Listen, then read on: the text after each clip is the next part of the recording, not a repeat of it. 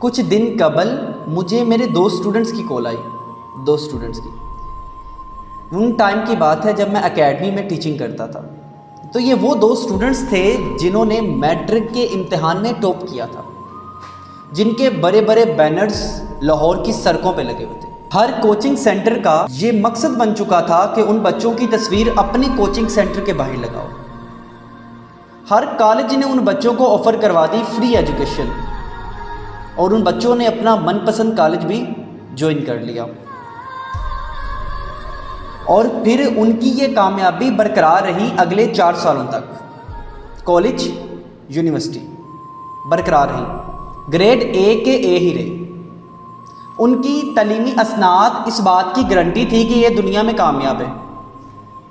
लेकिन हकीकत उसके बिल्कुल उल्ट हो गई जब वो मेरे सामने बैठे थे, चाय का कप टेबल पे रखते हैं और कहते हैं, सर हम जिस भी कंपनी में अच्छे इदारे में नौकरी के लिए जाते हैं तो हम एंट्री टेस्ट पास नहीं कर पाते। अगर खुदा न खास्ता एंट्री टेस्ट पास हो गया तो इंटरव्यू में जो पैनल के सवाल है ना, वो हमारे सर से गुजर जाते हैं।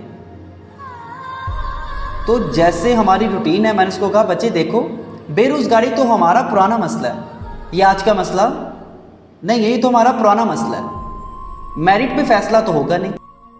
तो जो दूसरा स्टूडेंट था ना मेरा, वो ज़रा चिल्ला कर बोला कि सर हमें बेरोज़गारी ने नहीं, हमें हमारी तालीम ने मार दिया।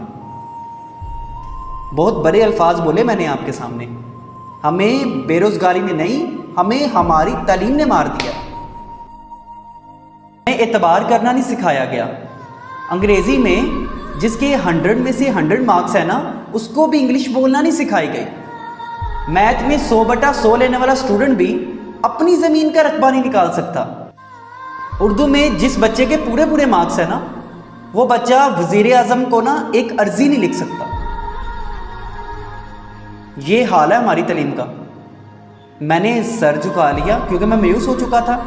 और फिर जो उसने आखिरी अल्फाज बोले हैं ना, मैं आपके सामने बोलना चाहूँगा कि सर हमारी तालीम ने हमें एक भी काम ऐसा नहीं सिखाया जो आने वाले 10 सालों में हमारे काम आ सके।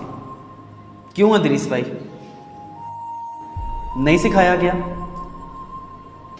और फिर फौरन ही मेरी आंखों के सामने नोकिया कंपनी की एग्जाम्पल आ गई। नोकिया का नाम सुना ना सबने?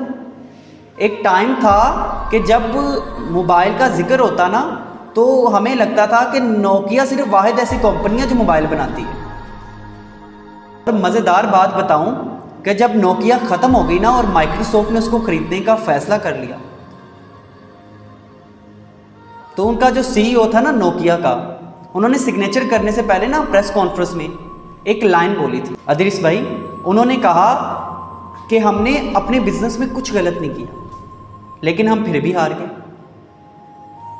गौर करें, हमने अपने बिजनेस में कुछ गलत नहीं किया, और यह बात सच है, नोकिया ने कुछ गलत नहीं किया था, सिर्फ एक छोटी सी मिस्टेक हो गई थी। खुद को अपडेट नहीं किया, तब्दीली को कबूल नहीं किया। दो तरह के इंसान कभी कामयाब नहीं होते।